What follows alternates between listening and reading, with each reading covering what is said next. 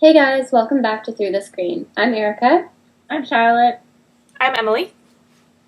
We hope you've been enjoying our episodes so far and liking, commenting, and sharing with your friends. If you missed any of them, head on over to our channel and watch, and if you're not already, be sure to subscribe while you're there. This week, we're discussing an upcoming annual Dolphin event and why it's important, so we hope you'll follow us once again as we join together via Skype to bring you conversations through the screen.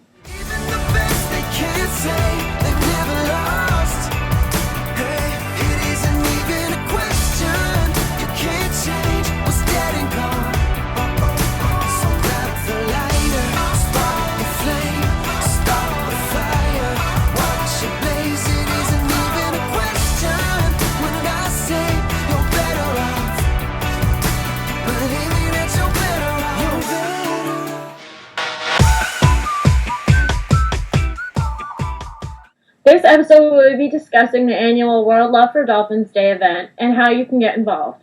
We will also be bringing you updates from Taiji, sharing a heartwarming story about a Pitbull survivor that was reunited with her rescuer, reviewing a vegan brown sugar body scrub, and finally discussing this week's episode of Pretty Little Liars. First up, World Love for Dolphins Day.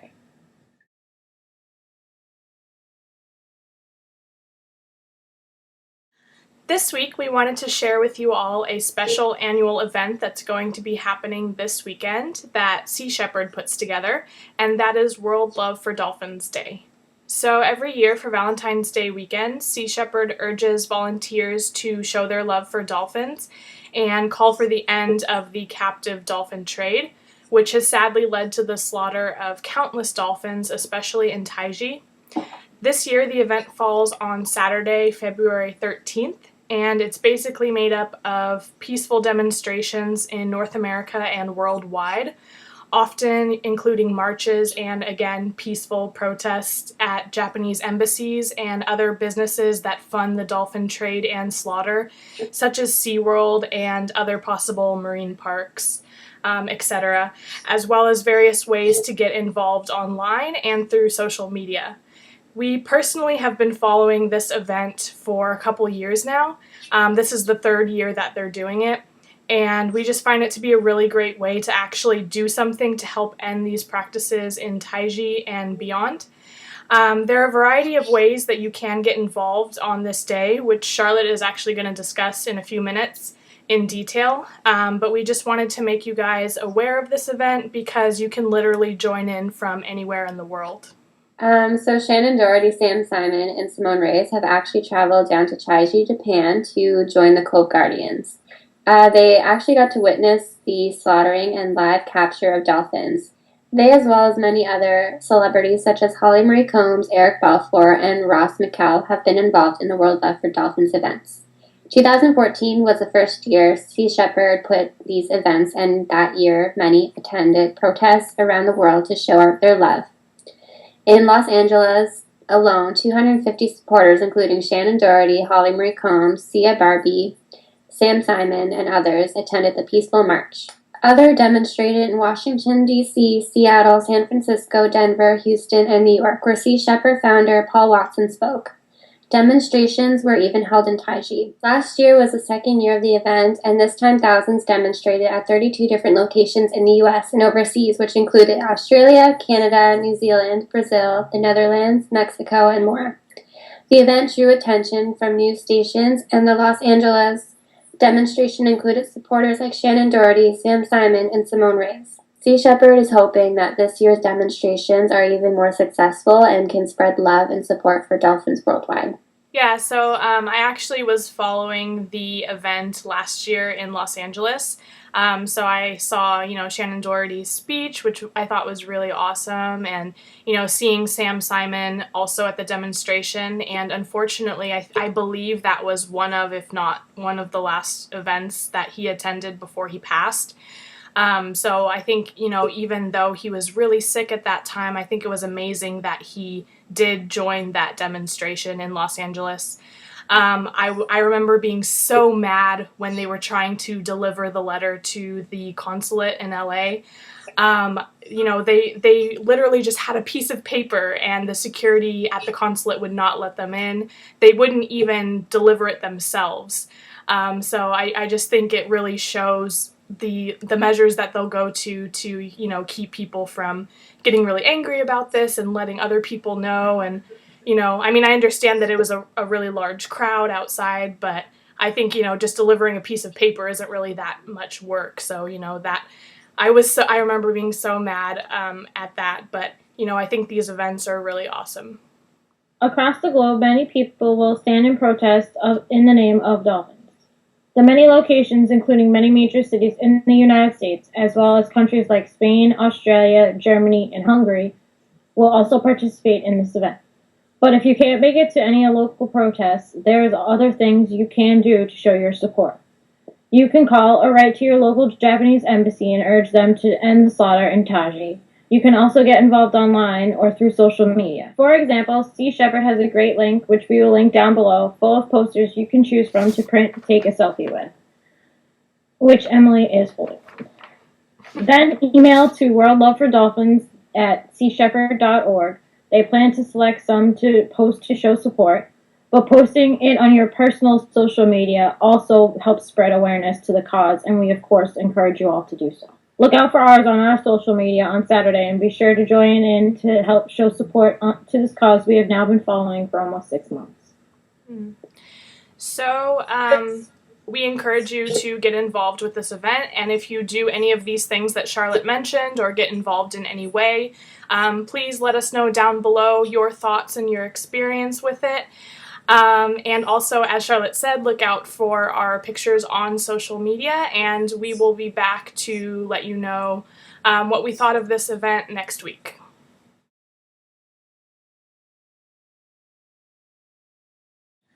This week in Taiji has been especially heartbreaking as we've seen a majority turn out to be red cove babies. On February 5th, 2 previously captive bottlenose dolphins were transferred to the harbor pens. This day was originally reported as a Blue Cove Day. But much to the Cove Guardians' surprise, the boats raced out of the harbor and captured a pod of bottlenose, likely on a tip, and held them in the cove overnight without food or shelter. On February 6th, 11 of those were taken for captivity. Of the remaining bottlenose, some were slaughtered and the rest were dumped back at sea. February 7th saw the slaughter of 12 rhesus dolphins, making the 24th rhesus family slaughtered this season, while the remaining 4 to 6 dolphins were brutally driven back to sea without the rest of their family. On February 8th, a pod of striped dolphins was slaughtered. The dolphins received a break on February 9th, which was luckily a Blue Cove Day, but the heartbreak continued on February 10th when 2 pods of bottlenose dolphins were driven into the cove. 6 dolphins from those pods were selected for captivity, while the rest were driven back to sea. Finally, February 11th ended the week on a Blue Cove Day, so as always we encourage you to check out the live streams below and see for yourself what happened during this heartbreaking week.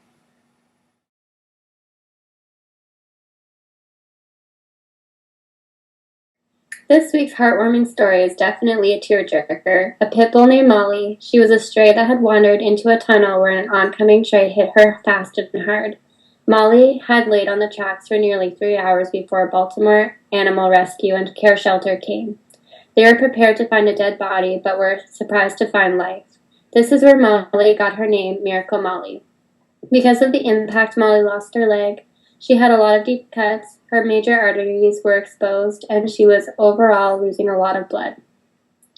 Miracle Molly didn't lose consciousness through it all. Actually, when Officer Kevin picked her up from the tracks, she was trying to lift her head to kiss him. Officer Kevin frequently visits Molly while she was healing and recovering. Each time Molly saw her rescuer, she would greet him with such affection. Just 2 weeks into healing and recovery, Molly's completely thriving and is the first on the list to adopt. So if you guys would like to take a look at this story for yourselves, we will link that down below.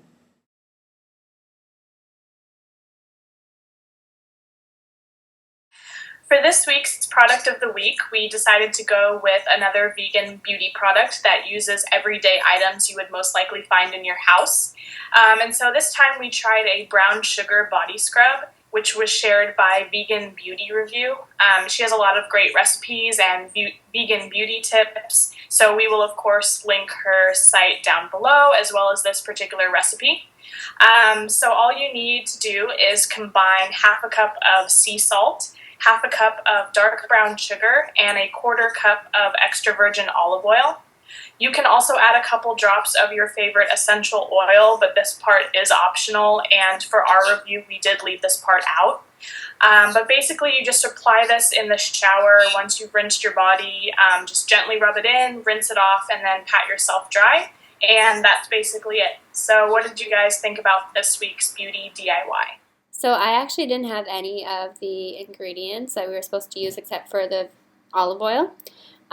So I used white sugar instead of brown sugar, and I used table salt instead of sea salt. So when I was mixing it together, it was very soft, and it smelled really great, and I was excited to put it on my face, and so as soon as I put it on my face, it kind of felt like gravel rocks just cutting my face open. It really hurt. But it was soft, but it was just awkward. It felt like, as a kid, like you're running down a sidewalk and you trip and fall and you just like smash on the gravel. That's what it felt like, and it was a very bad experience. So then I was trying to get it off of my face, and it felt like, oh, it's so soft right now, but like it felt like it was just so slippery and it wasn't coming off, and I actually made them a video and I'm like, I don't like it, but my face is really soft now. I still have sugar in my hair, but I like it because of the outcome of my face and how soft it is, but there's other products out there that can make my face that soft without having to feel like I faceplant it, but that's my opinion. What about yours? I actually chose to do it on my hands, and because my hands are so dry from work a lot, and I know that with past, scrubs and products that we've used, doing it in certain areas of my body does not work, specifically my face. So I chose to do it on my hands, and my hands are really soft today. I would definitely recommend doing it again. It was a little awkward just because you are it's gravel, kind of like, it feels like the sea salt kind of feels like gravel almost. I kind of get what Erika said by face blending, especially because she did it on her face, so I understand that. So for me, this is definitely one of my favorite ones that we've done. After I mixed it together, I was just sitting there playing with it because it felt so cool. It was actually really soft. I just wanted to squish it in my hands. It felt like a stress reliever. So it was actually really fun to play in. But putting it on, like they said, it is a little bit rough. It's kind of interesting that they tell you to rinse your body before you put this on, because oil and water are not friends. So you just watch it just fall right off. So it's kind of interesting, but yeah, my arms, everything's just really soft. So I did like this one. It was a little putting it on was weird, but I think it's really cool. Everything makes sense, the salt and the sugar. You have the grains for the exfoliant. The olive oil is like a natural moisturizer. So I would definitely recommend trying this. I don't know if I would do it all the time. But I did really like it. It's definitely one of my favorite ones that we've done. So like we said, we recommend that you try out this product and let us know what you think down below, as well as any other types of vegan beauty or food recipes that you think that we should try. Let us know down below.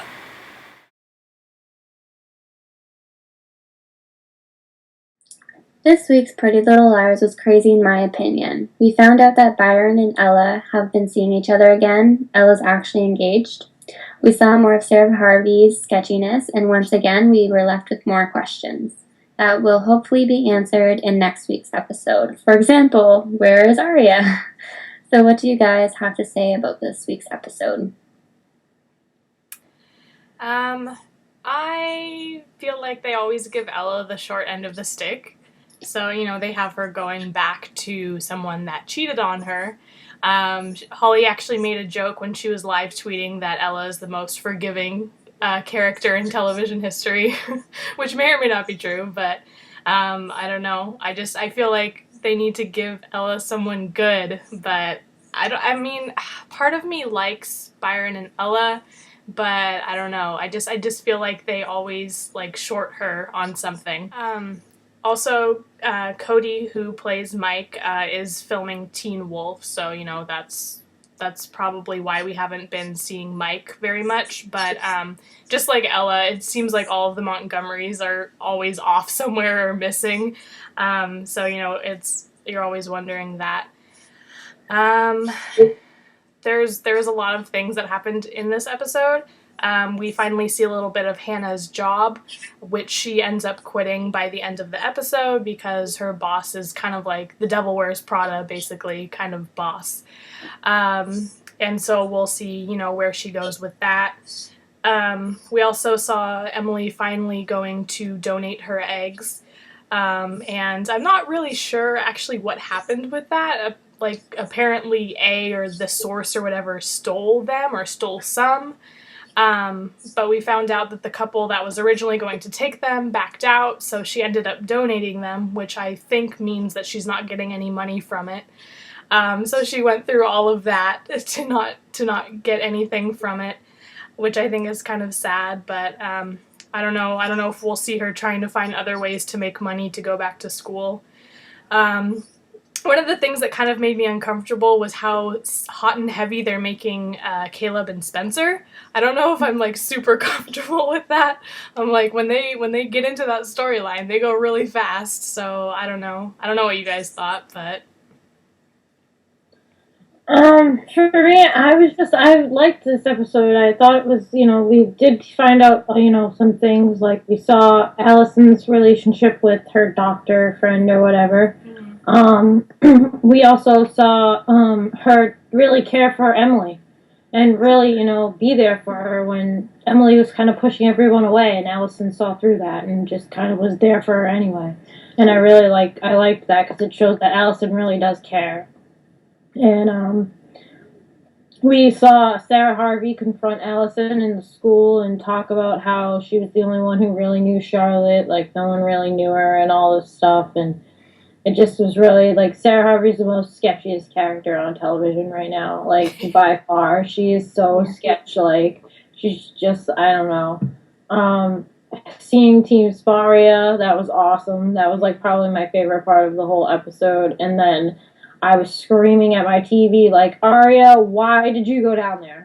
Why did you go down there? Why? Unless someone forced her down there, but we didn't hear her scream or anything, so she must have gone by herself. It gave me a headache. I was what? Why? And then you see the A thing with him, the eggs, or the demon, whatever the hell he is, source guy. I don't know what the hell they're calling him, but he apparently, or he or she or it, whatever, stole Emily's eggs. And that creeped me out. And then, of course, Caleb gave him a corrupt hard drive that gave the devil's virus. And I'm oh my god, now Caleb's gonna be a target. So right. I'm super nervous for that. But it's interesting to see what happens. Well, for me, I found it really interesting that Ella and Byron are kind of back together. I feel like there could be a lot of good out of it and a lot of bad. I mean, for good, we'd probably, hopefully see more of Ella on our TV. But we all know how much hurt Byron has caused Ella to experience. And when that happens, we all go crazy. We're no. I also found it really weird that Sarah Harvey is staying in Charlotte's room. It's just more sketchiness. The fact that Spencer found her maps or whatever, and so it was also really weird to find this ladder in Sarah's room. There's this ladder beneath this big hole, which is really odd in a newly renovated hotel. Normally things like that would be fixed. So it's more sketchiness, and Sarah Harvey, I don't know what she's up to, but I don't like her at all. And I will say that every week, I don't like her. And also the fact that Mona just showed up at the restaurant, and was oh, that's my phone. And it's no, it's not. But Mona, again, I've always found Mona sketchy in some ways, and I feel like most of the time she's not up to no good, or she's on the good side or the bad side. Like, I don't know what Marlene's doing with her character, but I've never had a good flag about Mona. I'm always like, ugh. So yeah. It was also really nice to see Arya and Spencer have some scenes together where they're like, I don't really know, they're working together. We see a lot of like Hannah and Emily doing a lot of things, and I think that's called Betta Benso or something.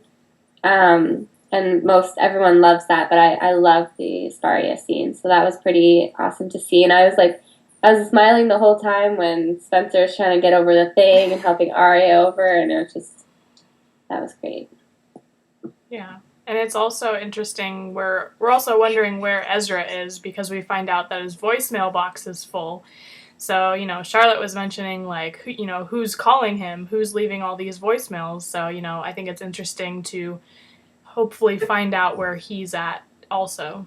So if you haven't seen this week's episode yet, we highly encourage you to watch it. So we will also link down Reforum's website down below, and if you don't have that as like an access or whatever, find another way to stream it online.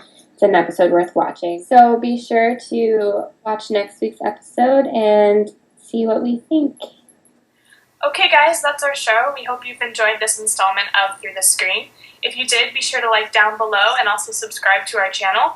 We also appreciate any feedback that you may have. We post new videos every week, and we'd love for you all to join us and tell your friends. Next week, we will be discussing a brand new topic, so you won't want to miss it. Until then, thanks for watching, stay informed, and we'll see you next time. Bye! Bye!